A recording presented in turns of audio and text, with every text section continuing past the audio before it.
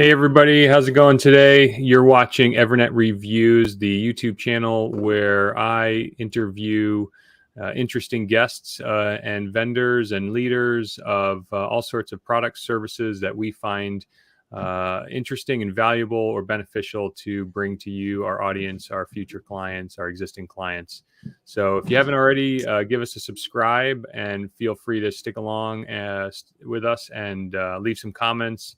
And I'll be sure to respond to any comments. And if you have any comments for Connor, our guest today, I'll be sure that he gets those as well. So without further ado, today we have Connor Swalm of Phin Security. He's going to talk to us about security awareness training platform that they've got. He doesn't look like he's brought anybody with him, so it's just him. So to get us started, Connor, tell us a little bit. Interestingly, you are a repeat guest. Yeah. You don't hold the record yet. We have another guest who's I think now been with us for 3 times, but you are a repeat guest. I appreciate you coming on today. You and I have become friends over the last 6 months or so, and I am watching your product on the sidelines, and I'm enjoying what you're doing. So yeah, tell us a little bit about who you are and who Phin is, what Phin is, and what you're doing these days. Phin is a security awareness training platform. We have built it specifically for MSPs to help organize campaigns, both phishing, policy, security awareness, compliance training campaigns across hundreds of clients at a time. So like probably everyone's first thought is like, well, you and 40 million other companies are doing it. So, why bother? When we looked at like the industry a few years back, we saw a gap specifically for the MSP market. And not addressing multi-tenancy, not addressing automation, and not addressing some of the ways we think users should be trained differently. And we've kind of brought that into reality over the past couple of years. So we've just been having a blast doing it. So, I've done a number of reviews, I own an MSP and an ITSP IT company, and we are all in on the security awareness training need for that.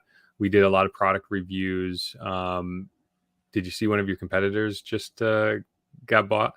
Curricula? Yeah, I saw that. I've been following Curricula for quite a bit. Yeah, I know Nick. I think we had Nick on the show as well.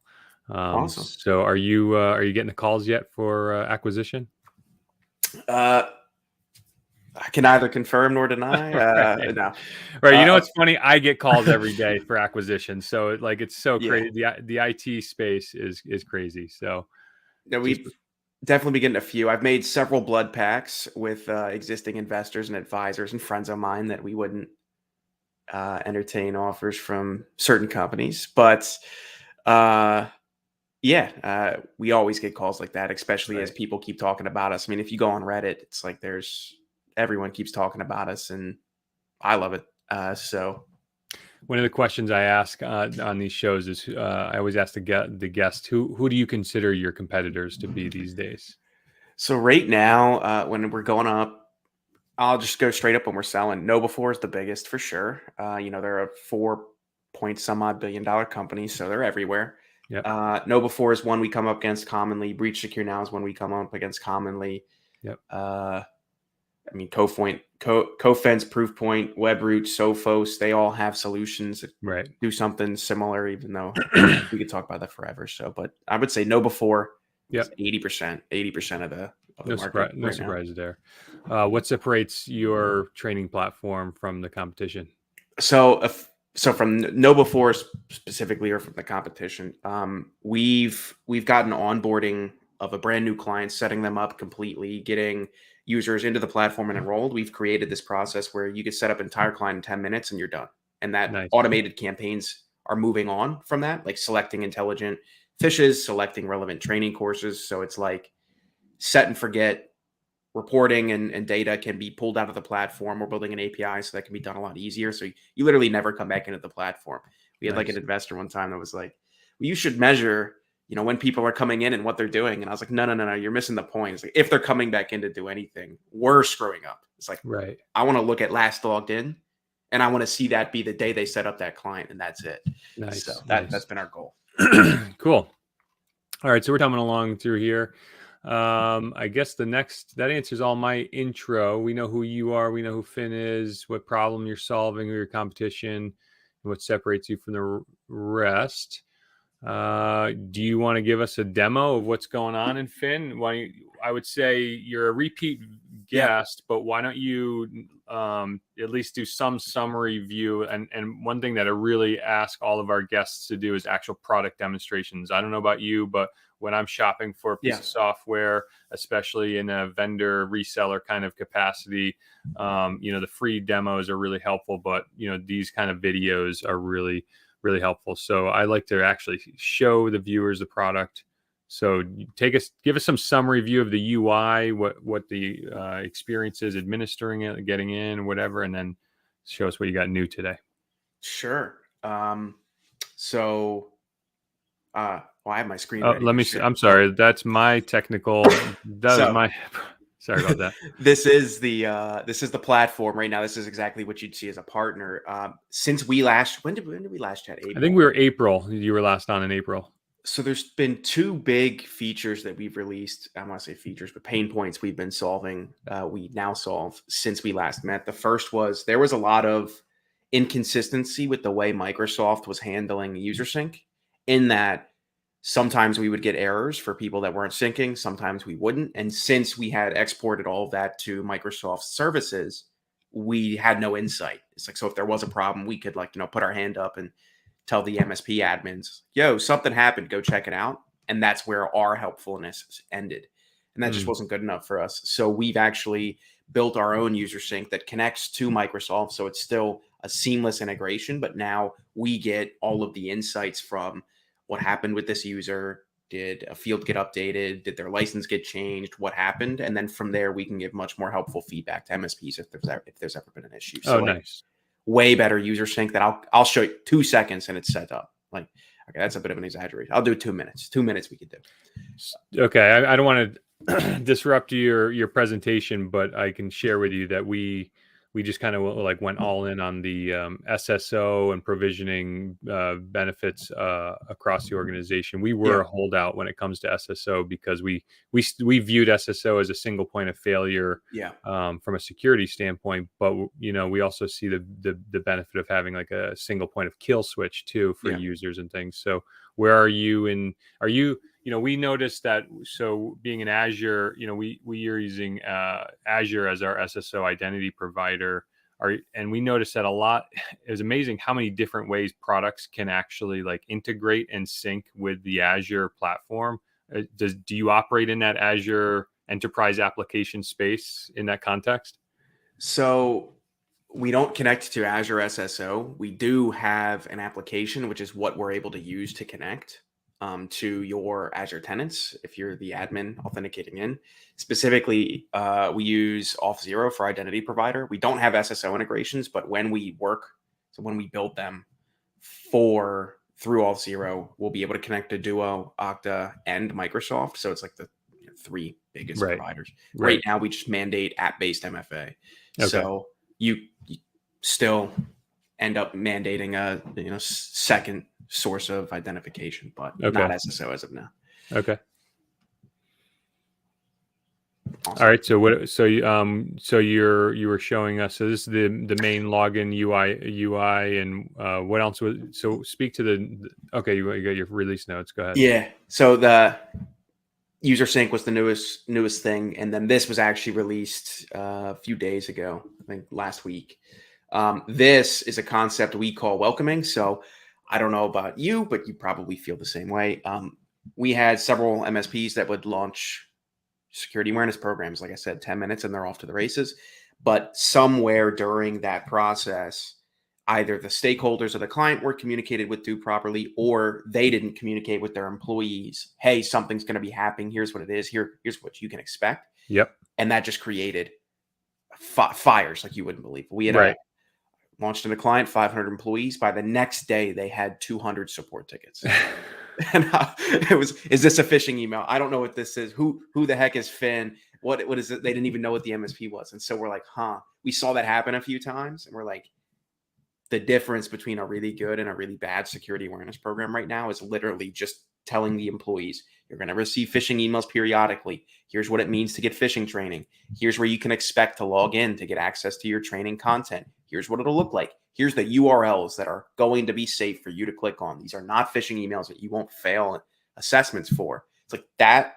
We just wrap that up into a feature, called it welcome emails. Nice. And now we make it automated. So I was really surprised at when we were reviewing these products. I was really surprised at how each vendor looked at their onboarding process. I mean, Breach, for example, had an entire PDF and a whole like multi-week process for preparing a client for onboarding.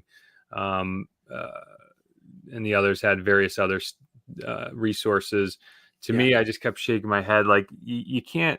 Learning is going to always be hard, right? For a lot of people, especially a mass of people, especially when it's unprepared.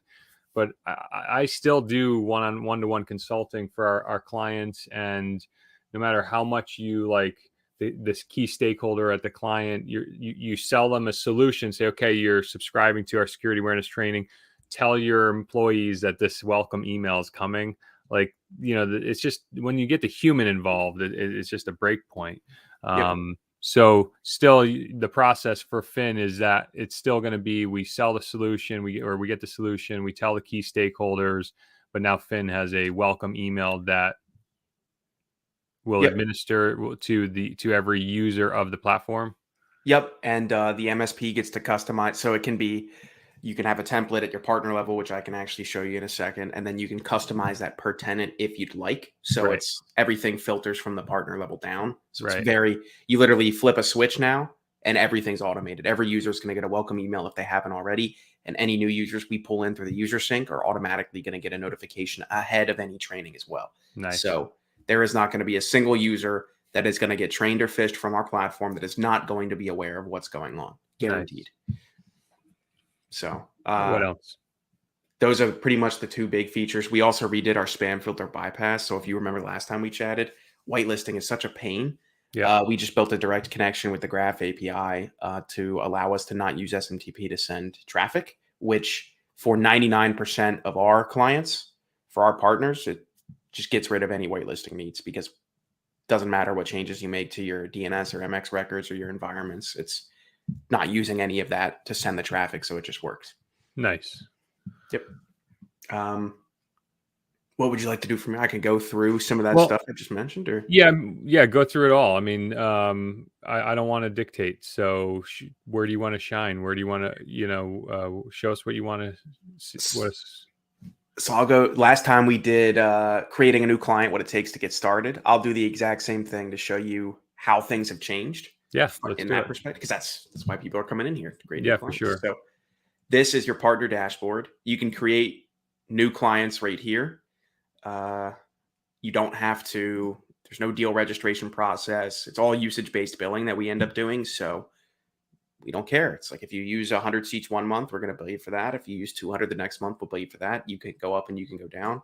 Well done. As always, you could delegate access to not only your internal team members, but you can delegate access to stakeholders of your client as well, to individual tenants. So there's some MSPs that do co-manage, some MSPs that just do all the partner managed stuff for them. You can do it. We're so flexible when it comes to working with MSPs. But this is where that new stuff came in to the welcome emails down here. And we've also changed the way we do branding. So if you add your logo here, we detect that, and then we'll pull in the MSP's information and the MSP's branding into all communications in all parts of the platform. So white labeling is just adding a logo here. Nice. And then this is the welcome emails. So you can not only preview it, you can not only, if I go to edit, you can change anything about this. You can send this from EVERNET at phinsecurity.com. So it looks a little more like you're providing the service. And then you get to decide what program you end up introducing. So the deliverables are coming from Phin Security. Yep. Yeah. As of now. Now we have a public feature request board. That is one of the feature requests. So anyone listening that wants to use us and wants us to be able to tie right into your SPF or DKIM records in order to send from your environments, go upvote that. And I'll give you the link so you can put it in the description afterwards. Right. Interesting. Yeah. Okay. And then once you're done setting up, let's go create a brand new client. So let's call this EVERNET Reviews, create a company, and then we're done. We've created a brand new company. It exists as a separate tenant, and now we've landed here at a onboarding checklist. So if we complete these 5 steps, everything about the security awareness program is completely handled forever. Continuous campaigns, users being pulled in, users being enrolled, phishing is changing itself, training is changing itself, welcome email, like the whole 9 yards. So literally these 5 steps, we really designed this not only, frankly, so that I could use it, but that a non-technical individual, you don't imagine that. Yeah, right. We designed this so that it's easy to understand. You're not launching a rocket ship. You're sending the right things at the right time to the right people. And so we've tried to keep that tried and true, where your non-technical folks, your HR folks, your client representatives, your whatever MSPs call their account managers could end up doing a lot of this if they needed to. Is this viewed persistent, or is it after you're done with each section here? Do you ever kind of see this view again administratively? Yep. Anytime you go back to the homepage. So if I go to my phishing dashboard and then come back, this will always have these steps here in this. Oh, I see. Okay. Yep.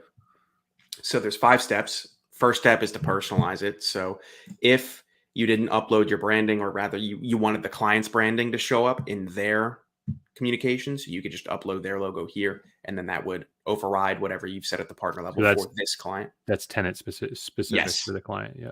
Yeah. So with everything, we default to what's at the partner level, but then you have the option to override per tenant. So for 98% of the cases, it's always going to be the partner information that you want.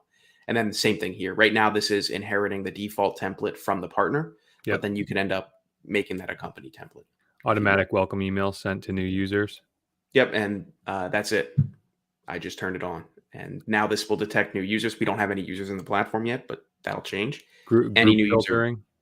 Yep. So you can do department or supervisor, or you can recognize the full company. When we start the Azure sync, a group selector would be added here. Nice. So you can create custom audiences from combinations of Azure groups if you want. Very cool. Yep.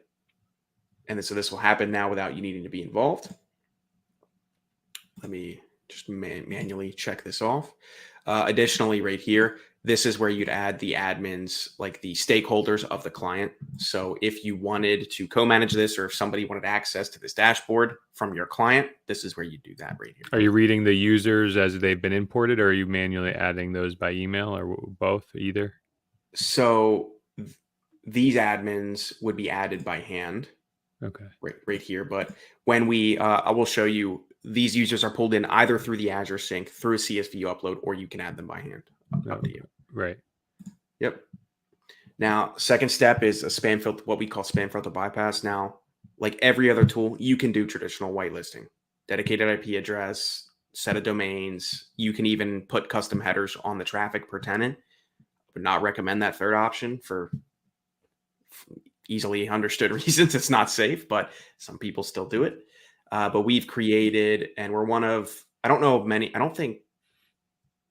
other company that uses the Graph API to do this, but basically, if you wanted to guarantee the delivery of the traffic, you just click, install integration. We're very upfront about the exact permissions that we're requesting, so that if you're uncomfortable with it, you can guarantee you're not, we're not just hoodwinking you. Right. You're not saying, hey, we need full admin. Correct. And then you just sign in. I'm going to have to authenticate. Look at that. More security. I like it. He's using the Microsoft Authenticator app on his mobile device for multi-factor authentication. I am. And I even had to put my thumbprint in there. So nice. Yeah, we went all in on that. Yep. And then we're, again, just reiterating what you should expect to see here is what we've already told you. Right.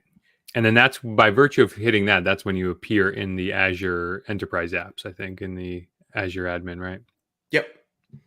And then that's it. We just guaranteed every piece of traffic from our platform is going to get delivered. The fishes, the training, the reminders, the alerts, the notifications, the reports, everything. That's pretty easy. Yep. And you could even test it right here. Now, funny story.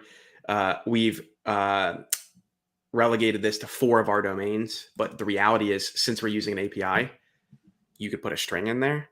And so we had a bunch of people that we could see were sending from joe@whitehouse.gov just because no way they're getting an email from Joe Biden. And we're Right. like, hold up. If you respond to that, it actually will go back to what you put there. Oh, So I was like, wow. Yeah. we're going to get this. The FBI is going to be here. It's like, no. So we Yeah. can't be Good doing this point. anymore. We need to relegate this to our email addresses now. So That's so funny. And look at that, the clean checklist. I actually didn't see those in my view initially, and I was going to suggest if you had a checklist workflow, but that's so clean. yeah, now we do. We already did the welcome emails. It was as easy as just clicking it on. And also, you can send I don't have users here, but I'll come back. You can out of the automation, you can send them by hand if you want. So there's still an option to override it manually, as with everything. Right. Now let's get some users on board. Now you can manually import as always, but Mhm.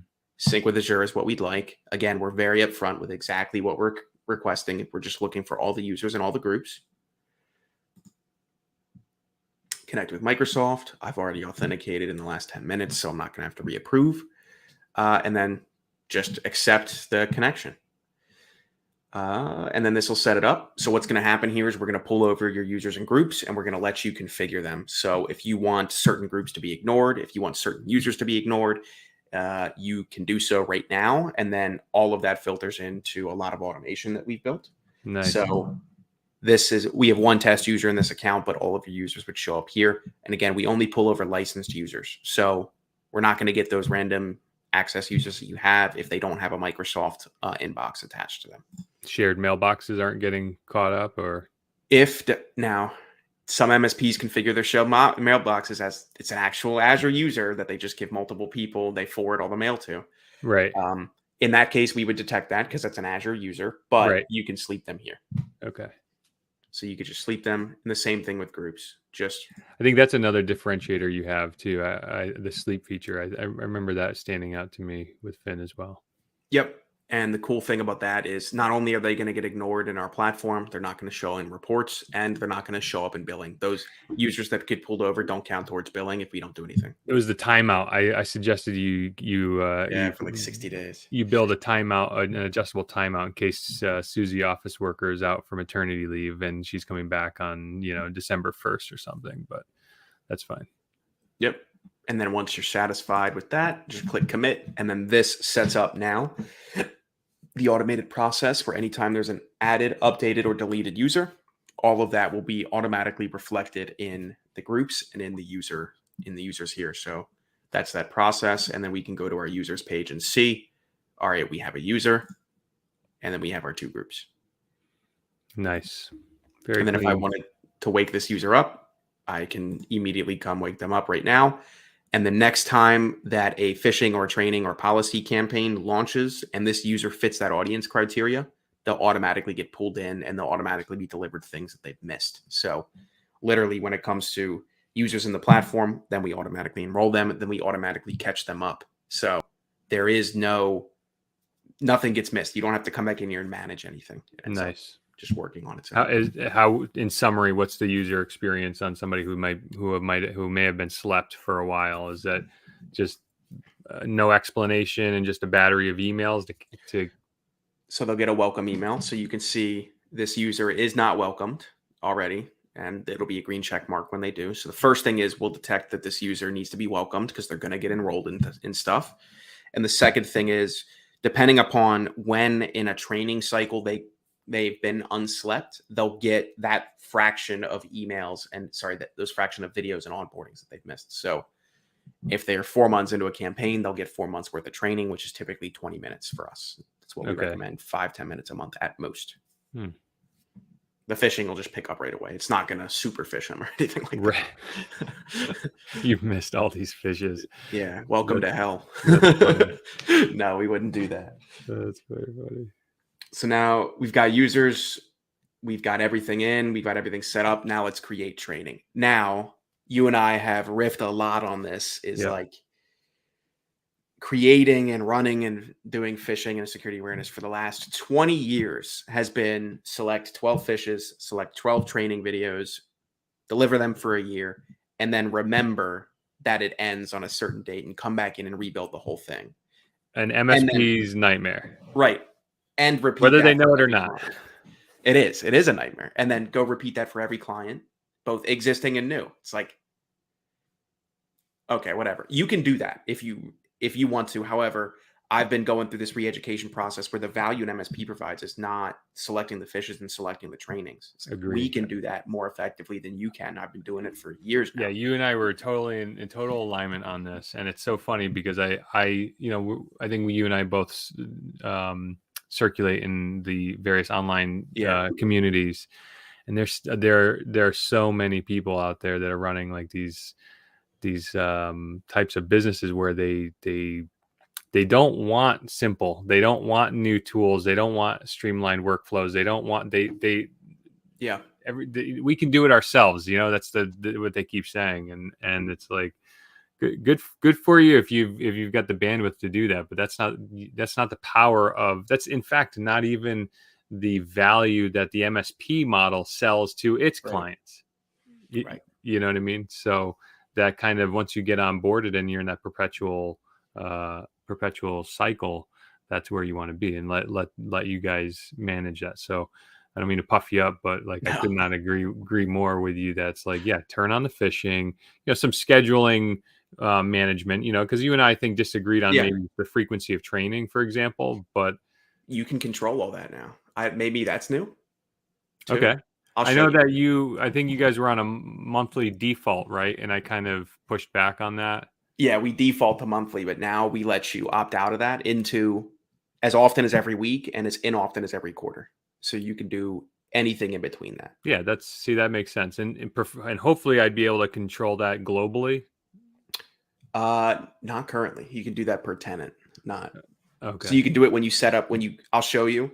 When you set up the continuous campaigns, you can control those frequencies in a click of a button, but you can't. Yeah, there is no global setting for everyone should get. Well, let me just say this: like in my mind, as I'm going through the checklist right here, for example, like I should be, in my opinion, I feel like it would be natural to be asked, what for this new client, what's your training? What's your desired training schedule, right? And then if I say weekly, maybe it's sticky. So the next time I create a new customer, it remembers that my last selection was weekly. Like, that's what kind of, I feel like a natural flow would be. I'll go even further than that. So this is something we're building towards, because it's building good software is really hard. Thought it was easy, right? Everyone says it's easy. Yeah, a really good friend of mine, Ray Orsini, is quoted anytime we say we're going to do anything. He's like, "Oh, that's super easy, guys. What is that? 2 days of work?" And we're like, "Ray, if you don't shut your mouth, Ray, my developers are going to find your home and they're going to kill you." So, like, when we switched identity providers, he's like, "Oh yeah, just change around a few API calls, and an hour later you have a new app, right?" I try really hard because again, I'm we're an Autotask shop, so I'm like heavy in the Autotask community, and I'm trying to drag these guys into the future to make a better product for themselves and for us and whatever. And I try really hard to be sensitive to the development cycle because it is heavy. So I'll say that before I get into this. What we're building towards is kind of what we call like a prescription model, where you can build all the configuration into a company template at the partner level. Yeah, there you go. So it can be, these are the trainings, or these are the continuous topics, these are the phishing topics, and these are the policies we want to prescribe from a global level. Yeah. And then this is how we want to send all of that out. And then this is the welcoming process. Go. And then a box would pop up, authenticate with Azure, enable Microsoft spam filter bypass, go, done. It's like, we're building towards this process where you can prescribe, this is my government client, this is my manufacturing client template, this is my healthcare template. Right. That would be, I'm just getting goosebumps thinking about it. That would be so cool. And it's the exact use case that we're building towards. So, well, you're clearly getting it you see the power of a workflow. I mean, that's from a setup and administration, which I don't think any of the products ever didn't really have a workflow paradigm when it came to onboarding a customer, which is like, it was disjointed in that process. Yep. So The old school method, select fishes, select training, you can do all of that, to be clear. Like there's always a manual override option. However, what we've created is a continuous creator where we're going to train and fish based on topics that are identified through this questionnaire. There you go. So basically, these 7 questions that we have here are identifying 2 things: what unique threats this company might be exposed to as a result of its size or the way it works or the industry or if the employees are remote. And then also unique compliance needs based upon, are they handling payment information? Are they handling healthcare records? Do they do business in the European Union? So are they going to need to worry about that, like handling that data? Yep. And then what's generated is the training topics and the phishing topics right here. So I'll go to both of these campaigns so you can see exactly what they look like. But after your first go around, your first client with this, you know exactly how this is going to work and you're done. Like I click this next button, again, it defaults to monthly, but you can schedule these out for. Well, there you go. Like, is that frequency editable at this screen? Not at this screen, but it is editable in the campaign right now. So do you see how that would be intuitive if that could be right here at this screen? Just hit the drop down and let me select the frequency, and then Bob's your uncle. So I can tell you why it's not, because I'll go show you what it means to change the frequency right now. Because instead of having like weekly, monthly, quarterly, we give you more control. So you can actually, and we call it like Mad Libs. So you can see right here, you can send once a month on the first Mondays, or you can send once a week on Tuesdays. So it's like if I wanted to go twice a month on the first and second weeks. Yeah, I mean that's cool. I'm with you on that. But at least if you did like a weekly, did that there, yeah. If you get like at least create a drop down where like there's a weekly, weekly, monthly, quarterly, and then it already just like makes assumptions here. Yeah. And then like if there's like if I really wanted the granular, then I'll go in there. You know what I mean? I know what you mean. And then for phishing specifically, this does not mean that every email gets sent at this time on these days. There's a obfuscation process we go through where we spread out the sends over 3 consecutive business days, but you can guarantee the first emails are going to start delivering on Wednesday at this time. Right. So it's, as far as the user is concerned, there's no pattern to discern. Right. And then we select based on topics. So we'll look at how this, we'll look at topics that are phishing people, topics that aren't phishing people, select certain fishes. So like now we add new fishes every week now. So we've created a process internally where we have somebody creating these fishes. From nice. That's awesome. Stuff. Yep. So like we've added this one last week. We had these 2 last week, these 2 the weeks before. We have SharePoint now, Microsoft, PayPal. We have Amazon, everything now. And those new, just per our subscription with you, they just keep going in the library and just keep going in the. Yep. And then if you have a continuous campaign running against a topic that those new emails are tagged with, they'll automatically be able to be sent. So you don't have to update any campaign ever. Beautiful. Yep. And then the same thing with the training campaign. We're I think it's going to be next month. Starting next month, we're going to be uploading new training modules every month from our 4 content providers. Sorry, not every month, every week from our new content providers. And then from here, you can change the audience. So again, group membership, if you're managing access to tools through group membership, we have the perfect use case for you. And then these are the topics that were generated. So how this would work is every month, in this case, until we go change it, we would deliver these topics in order. At the end of the HIPAA month, we'll wrap back around to phishing and deliver a different phishing module users have not seen. So these users get training on all the same topics that they need training on, but never the same training. So it stays fresh. Nice. And each module is 5 minutes of video at max, followed by relevant quiz questions. Okay. And then again, from here, you can just fill out a Mad Lib sentence and you can decide. You can do once a month, you have to go here because you can do once a week. There it is. Once a week, once a quarter, once a month, twice a month, whatever you'd like. That's cool. And then in this case, this does mean at noon on the first Monday of every month, users can expect a new enrollment notification. This is not obfuscated because it's not phishing. And then from there, so I have a few other things. If you have a few other minutes, because I know you have 26 minutes. Okay. I try to keep everything under an hour. Oh, I can get through it way quicker. But at this point, everything green checks, is baby. Green checks. I love it. This means your security awareness, your welcoming, if you uploaded policies, I could talk about that in a bit too. Whitelisted traffic, new users getting in, enrolled in the groups, audiences configuring themselves. Like everything is done I have two things that I want to talk about, but I also don't want to derail you. We can talk about them. Let's go. So my biggest complaint when I was looking at all these platforms is what are the managerial actions? What are the things that your platform helps us? Because we're charged with making sure that everybody takes their training, and if not, somebody's got to pick up the phone and call Susie, office worker at one of our clients, and say, "Hey, Susie, we see you missed this week's training or the last 3 trainings, or you haven't started your trainings yet, right? The last 4 weeks or 4 months, whatever."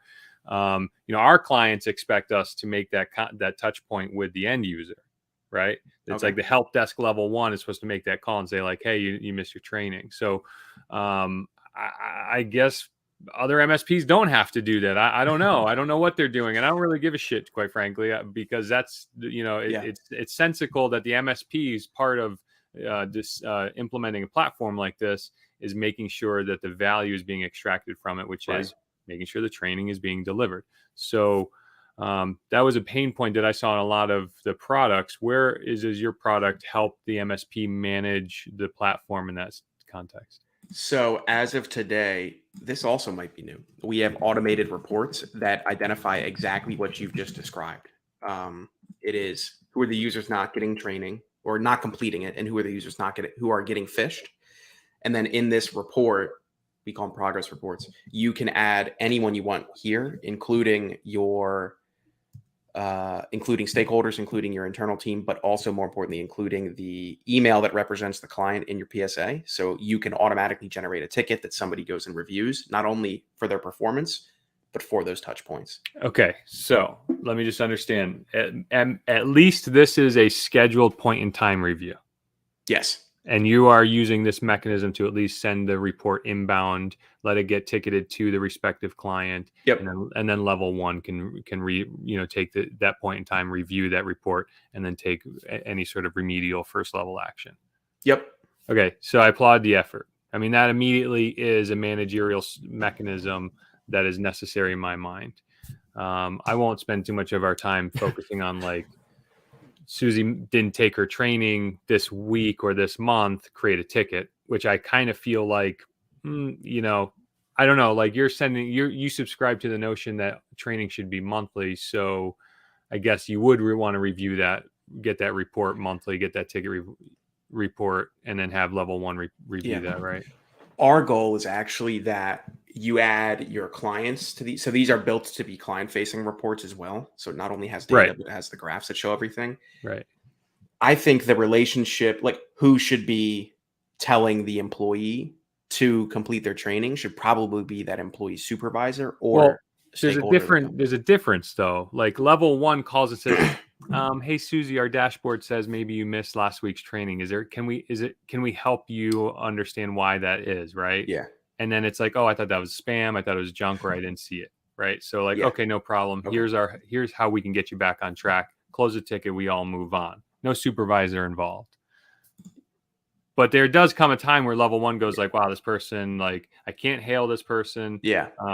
They said they don't want to train. It's a C-level resource that told level 1 to pound sand. That's then got to go to account management or higher level internally for the MSP. The MSP then has to have a call with the point of contact.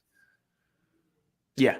No, I see how both would be valuable at this point for sure. Absolutely. And then what was the second thing that you oh shit, I went in such a tangent with that because it is a really important mechanism for us, because that's part of the power of set it and forget it. Because if everybody's doing what they're supposed to be doing, I don't want any tickets created. Maybe have a schedule quarterly that allows us to go into the VCIO meeting or something. Go ahead. We're making a Lifecycle Insights integration that is going to launch in September. That is going to exactly that. Whatever your VCIO report is for Lifecycle will tie right in, and you can pull the data you want. Perfect. So that's the power, right? Give us the tools to keep them on track in real time, and then report that value into life cycles, for example. So when the VCIO says like, "Oh, generally your team is doing their training, we've only had to call a couple end users to to get them back on track. I mean, that's really the experience. Damn, what was the other issue? So the managerial reporting, and I don't know. I don't remember the other one. But you had something else you wanted to go. So basically, the only thing we have left to cover is what is the end user's experience.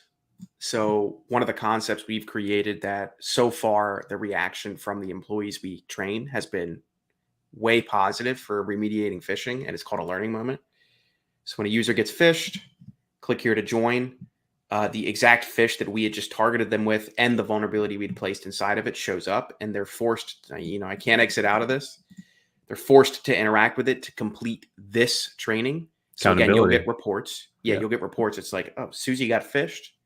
Didn't complete, exited out right away. Didn't complete the learning moment.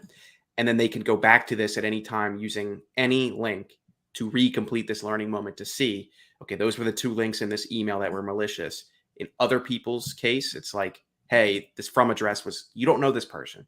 And if you thought you did, you should have, walked down the hall or called them on the phone. The reply to address was different. You should have recognized that's a big red flag. Hey, hover over this attachment. That's an EXE. That's not a PDF. Don't ever click on anything like that. Report this immediately. That's nice. So that takes them 30 seconds to go through. It's not a 10-minute video that they're going to move to their second monitor. I just remembered the other thing. What is it? So we started looking at complete learning management systems, LMS.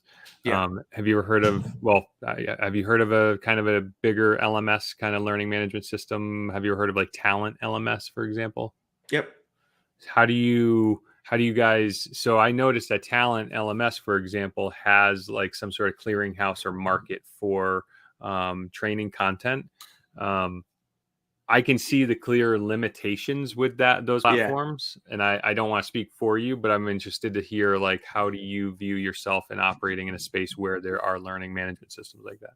So first thing is we aren't reselling, or we aren't a clone of somebody's LMS. We built our own. Right. We needed control over a lot of pieces of the user's journey, so we built that. Second thing, that content that you talked about. When I first started Phin, I met with, I think it was 12 different security awareness training companies, and I asked them, what's your USP? What makes you different from the guy down the street? What makes you different from this person over here? And they all said, oh, my content's better.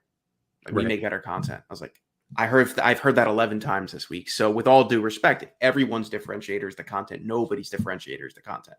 It's just, it has to be something with the orchestration and the management and all these pieces that you've brought up that we're starting to get to. So we license content from right now 4 providers.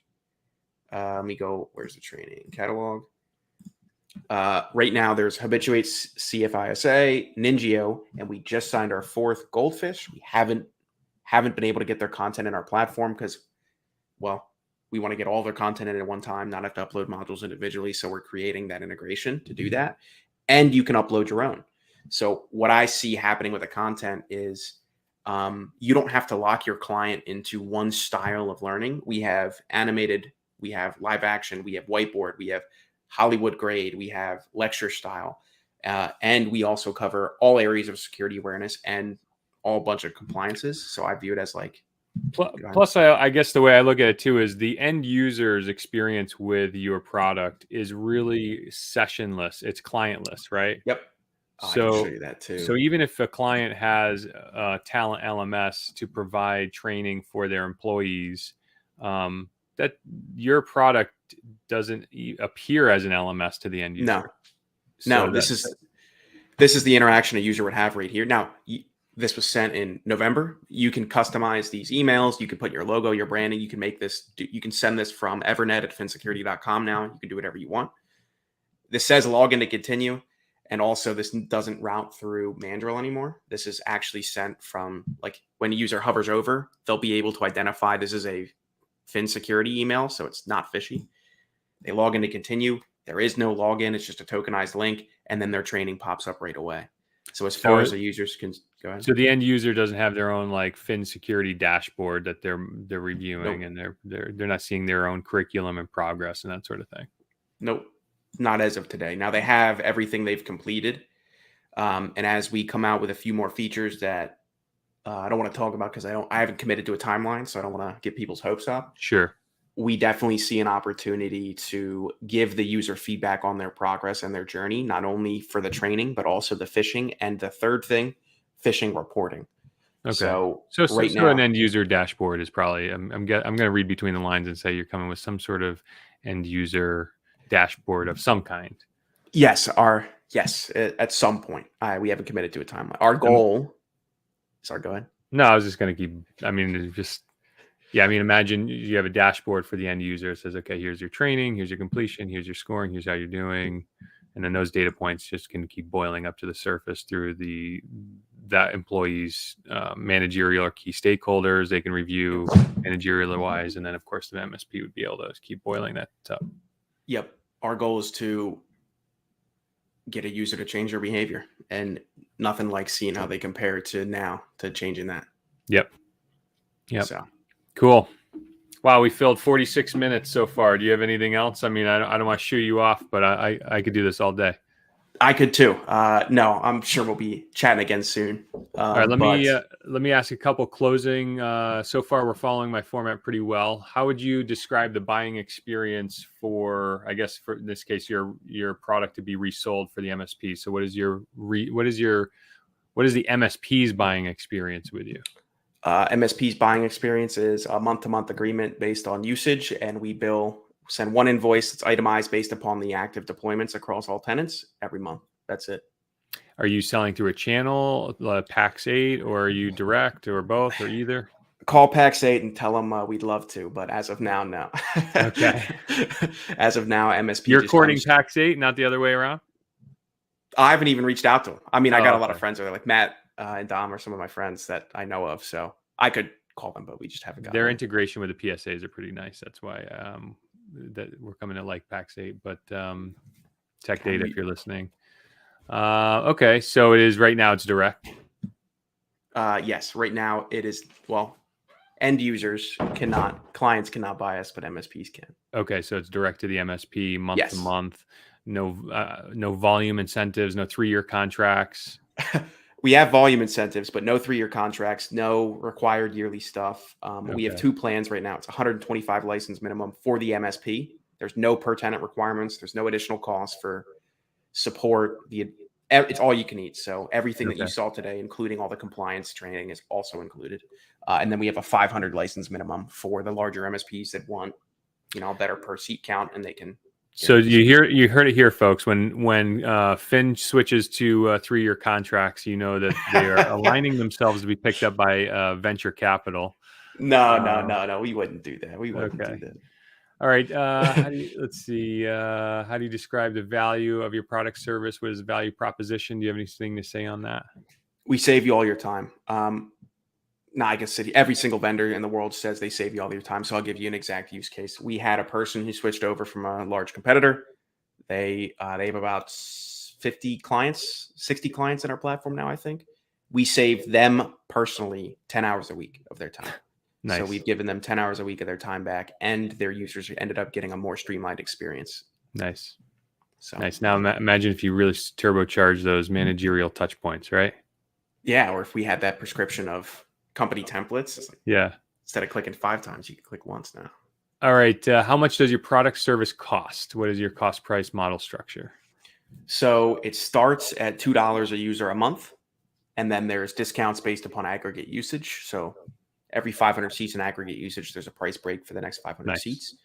For those higher minimums, so that's with the base plan, we can get down to below $1 a user a month, depending upon the size of the deployment. So starts at $2, but I want to say our average.